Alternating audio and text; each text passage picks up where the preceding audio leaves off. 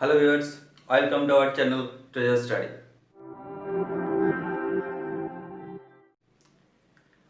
আজকে আমরা ইকোনমিক্সে একটা চ্যাপ্টার নিয়ে আলোচনা করব, যে চ্যাপ্টার নিয়ে অলরেডি আমরা আলোচনা করেছি।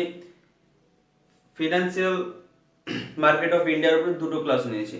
একটা ক্লাসে ছিল আমরা আলোচনা করেছিলাম আনঅর্গানাইজ সেক্টরগুলোকে, এবং আরেকটি ক্লাসে আলোচনা করেছিলাম অর্গানাইজ সেক্টরের কিছু কিছু পার্ট নিয়ে। এবং যে পার্টগুলো বাকি ছিল অর্গানাইজ সেক্টর, যে মানি মার্কেটের মধ্যে আনঅর্গানাইজড যে পার্টগুলো, অর্গানাইজড যে পার্টগুলো বাকি ছিল সেগুলো নিয়ে আমরা আলোচনা করব। অবশ্যই এই ভিডিওটি দেখার আগে আমাদের ডেসক্রিপশন বক্সের লিঙ্ক থেকে আগের দুটি ভিডিও অবশ্যই দেখে নিও, কারণ এই ফিনান্সিয়াল মার্কেট অফ ইন্ডিয়া প্রত্যেকটা এক্সামে কিছু কোয়েশ্চেন কিন্তু থাকেই থাকে। তাহলে আমি যেটা আসবো, অর্গানাইজ সেক্টর। যে অর্গানাইজ সেক্টরে এই ফিনান্সিয়াল মার্কেট অফ ইন্ডিয়ার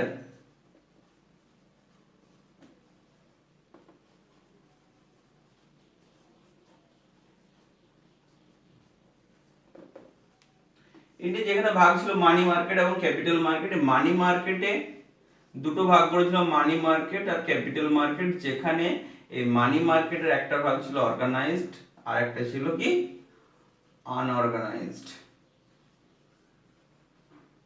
তার মধ্যে আমরা আনঅর্গানাইজড কে অলরেডি আলোচনা করে ফেলেছি পুরোপুরি কমপ্লিটলি ফার্স্ট ক্লাসে, এবং সেকেন্ড ক্লাসে আমরা অর্গানাইজড এর মধ্যে আলোচনা করেছিলাম তিনটে ভাগ, কি কি? Call money market, treasury bill এবং রেপো মার্কেট। সো আজকে আমরা আলোচনা করব কি, ফার্স্ট যেটা দিয়ে শুরু করব, কমার্শিয়াল বিল মার্কেট। কি কমার্শিয়াল বিল মার্কেট?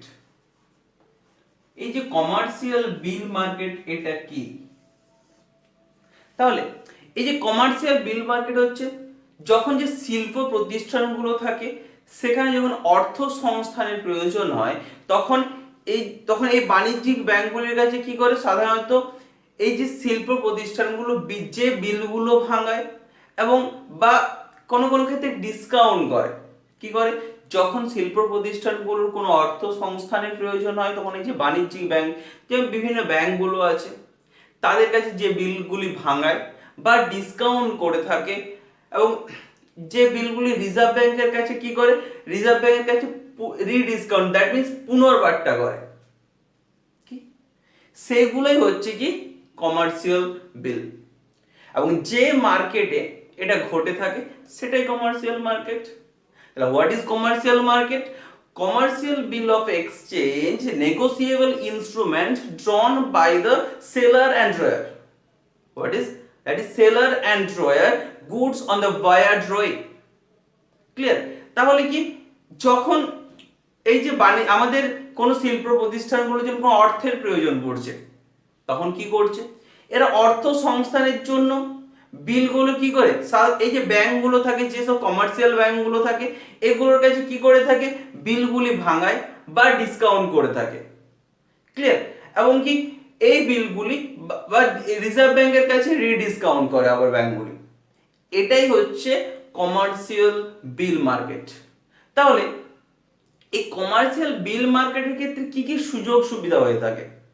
এই কমার্শিয়াল বিল মার্কেটের ক্ষেত্রে ইন্টার ব্যাংকিং যে বা আভ্যন্তরীণ যে পরিষেবাটা, আভ্যন্তরীণ যে লেনদেনটা, গিভ এন্ড টেক, মানে আভ্যন্তরীণ লেনদেনটা কি থাকে, এই বিলে খুব বেশি দরকার পড়ে। ফার্স্ট কি বললাম, এই কমার্শিয়াল বিল মার্কেটে ফার্স্ট আভ্যন্তরীণ বিলের ব্যাপারটা, যেটা কিন্তু এই কমার্শিয়াল বিল মার্কেটে ঘটে থাকে। সেকেন্ড কি, এই যে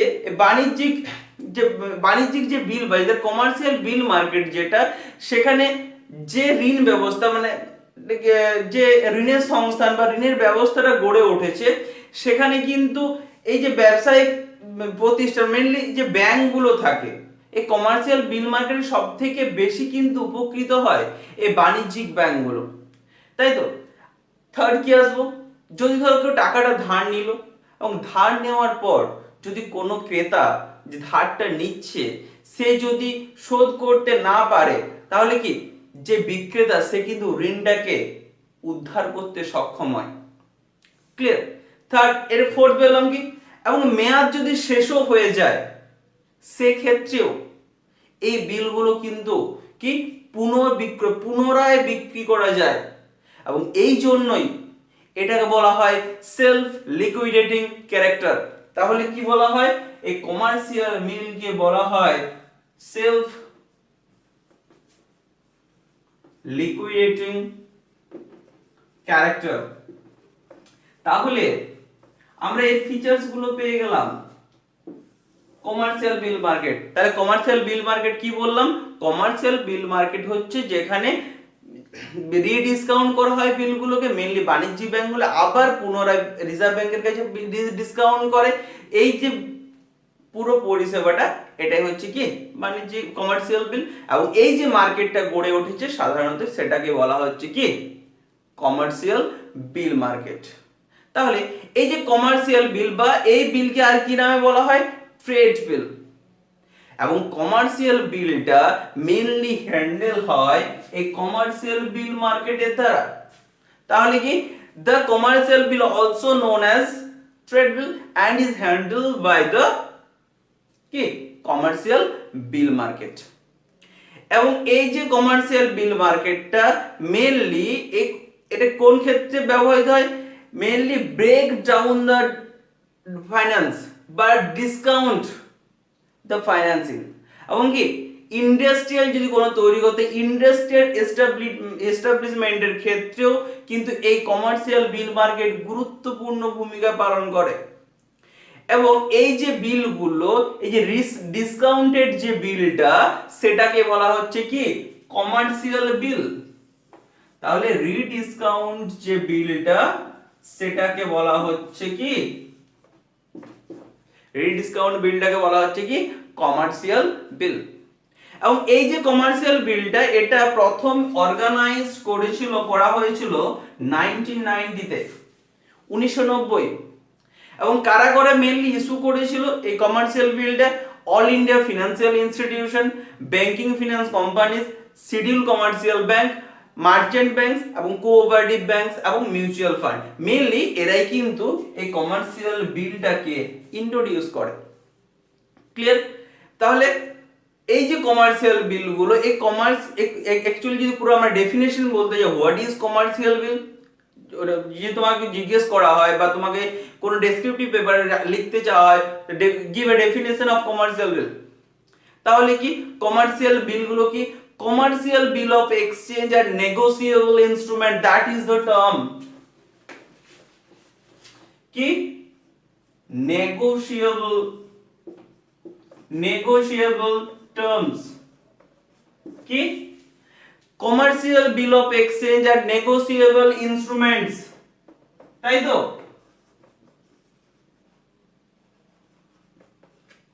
তাহলে কি negotiable instruments কোথায় drawn by the seller or drawer, এটা কারা করে drawn by the seller or drawer, clear?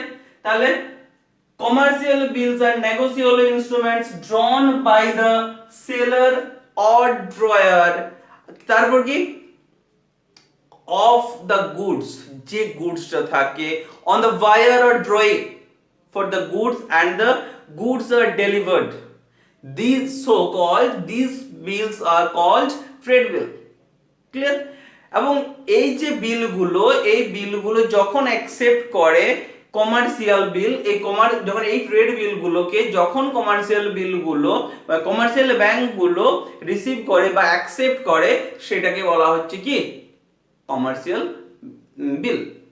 এবং এই কমার্শিয়াল বিলের ক্ষেত্রে যে মার্কেটটা গড়ে ওঠে সেটাই হলো কি commercial bill market, clear? Next আমরা আসবো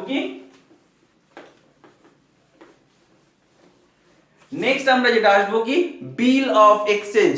তাহলে what is bill of exchange?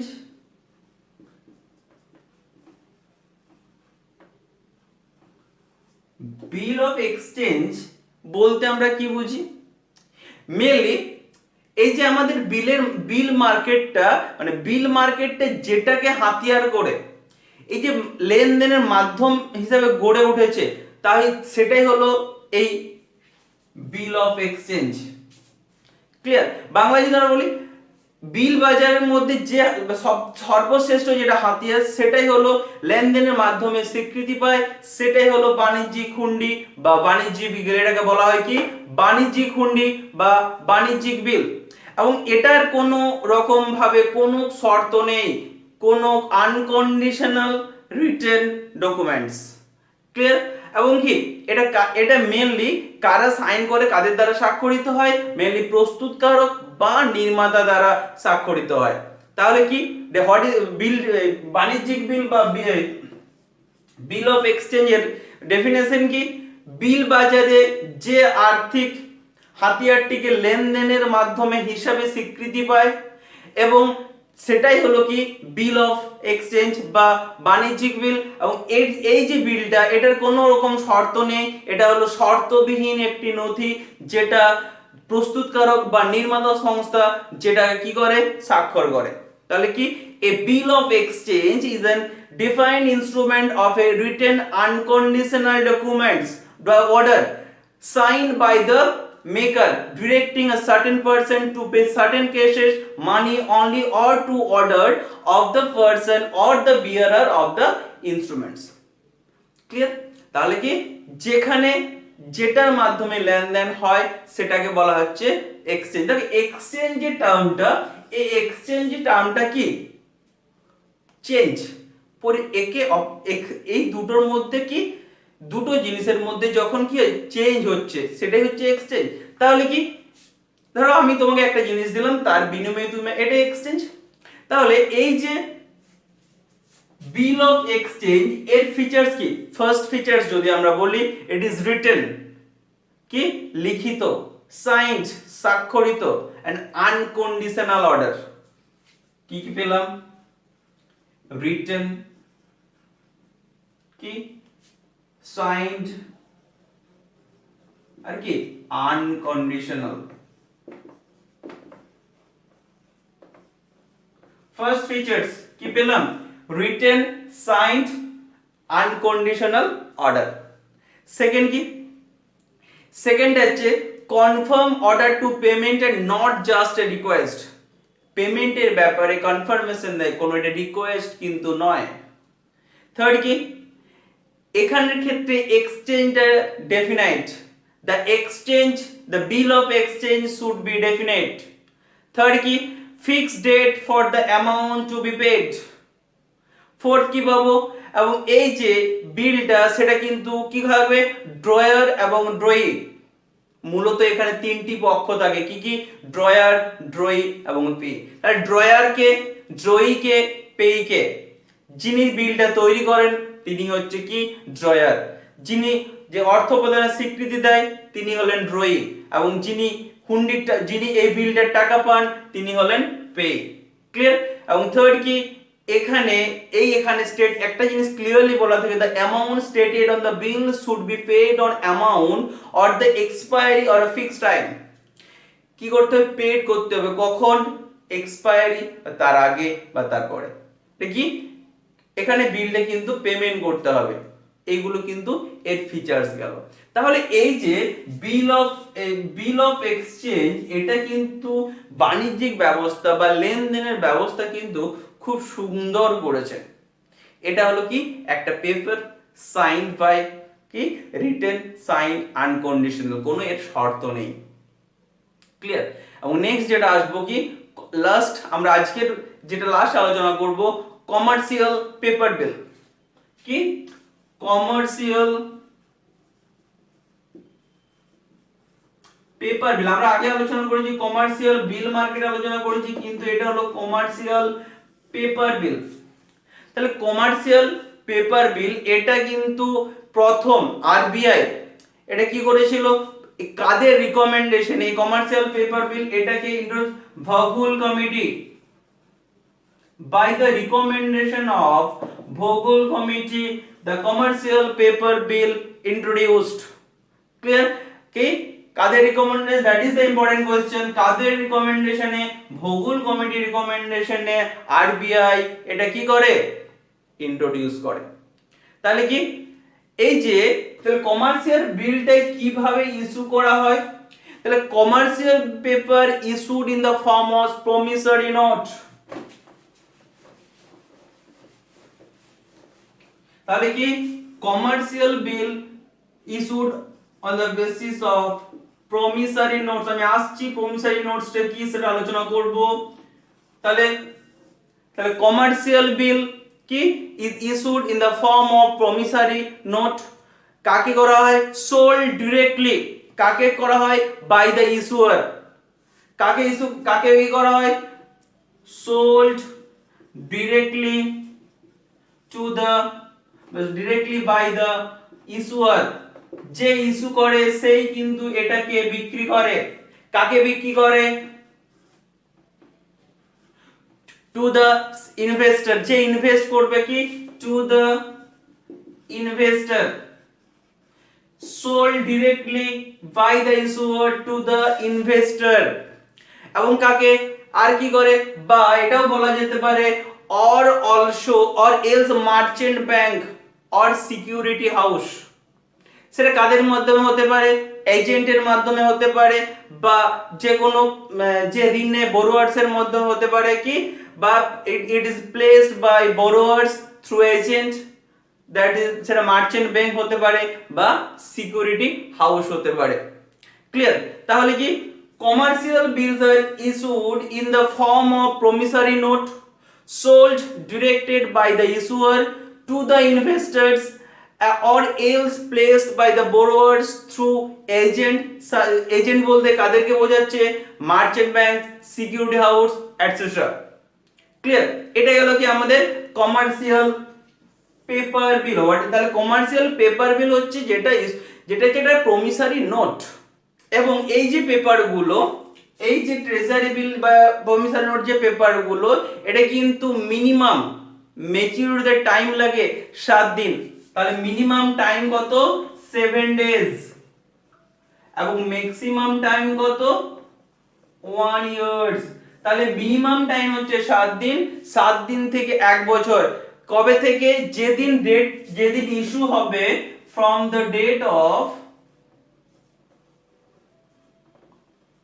date of issue। তাহলে এখান থেকে কোশ্চেন হচ্ছে মিনিমাম কতদিন, ম্যাক্সিমাম কতদিন, এবং কবে থেকে ইস্যু করা হচ্ছে।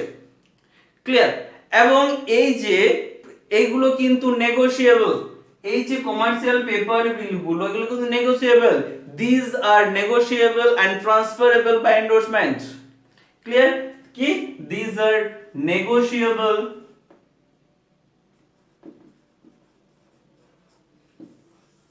কি দিস আর নেগোশিয়েবল। এবং কি আরো এই কোশ্চেনটা পরীক্ষা আছে, হুইচ বিলস আর নেগোশিয়েবল বা বলা ট্রান্সফারেবল। কি কমার্শিয়াল পেপার বিল। ক্লিয়ার? এরপর আসবো এই প্রমিসরি নোটস। প্রথমে যেটা বললাম, প্রমিসরি নোটটা কি? প্রমিসরি নোটটা হচ্ছে একটা লিগ্যাল ডকুমেন্টস।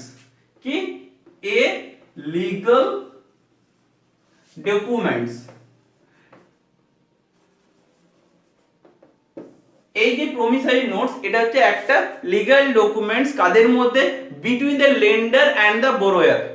যে ধরো যে ধারটা নিচ্ছে বা যে ধারটা দিচ্ছে, তাদের মধ্যে একটা চুক্তিপত্র। কি একটা লিগ্যাল ডকুমেন্টস। সেটা কি?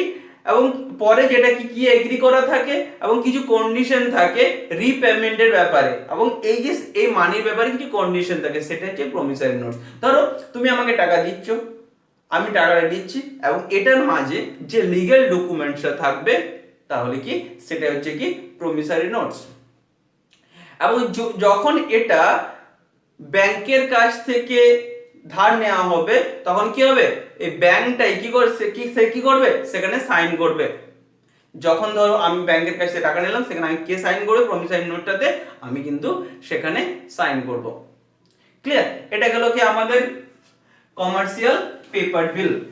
এবং এরপর আসবো আমরা কি সার্টিফিকেট অফ ডিপোজিট বা সিডিজ। আমি সংক্ষেপে লিখলাম কি সার্টিফিকেট অফ ডিপোজিট।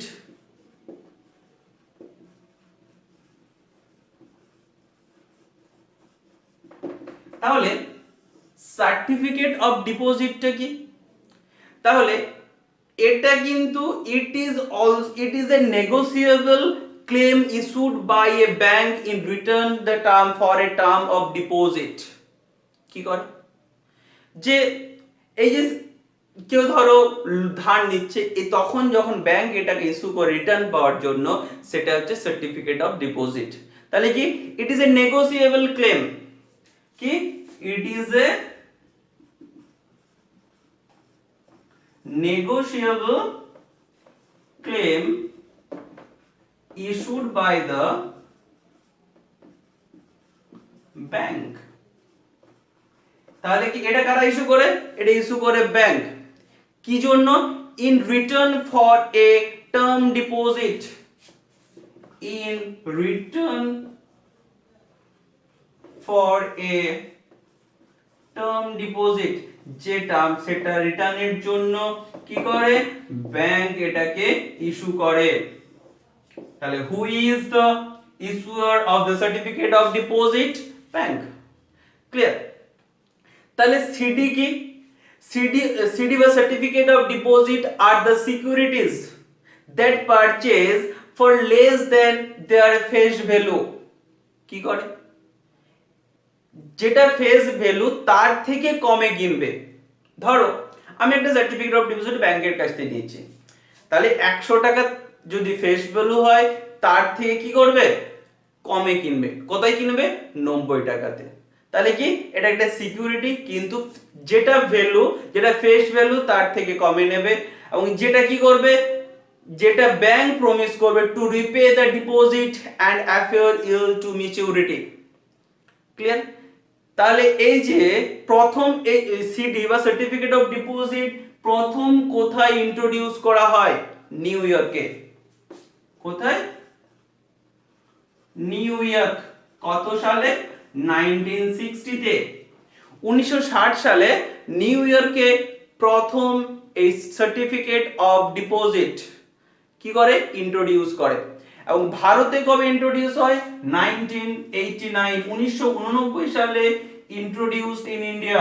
ভারতে সার্টিফিকেট অফ ডিপোজিট ইন্ট্রোডিউস করা হয় 1989 এ। ক্লিয়ার? এবং এই যে এখানে ফাইন্যান্সিয়াল যে ইনস্টিটিউট গুলো থাকে, এগুলো কি করতে পারে? ইস্যু করতে পারে কি?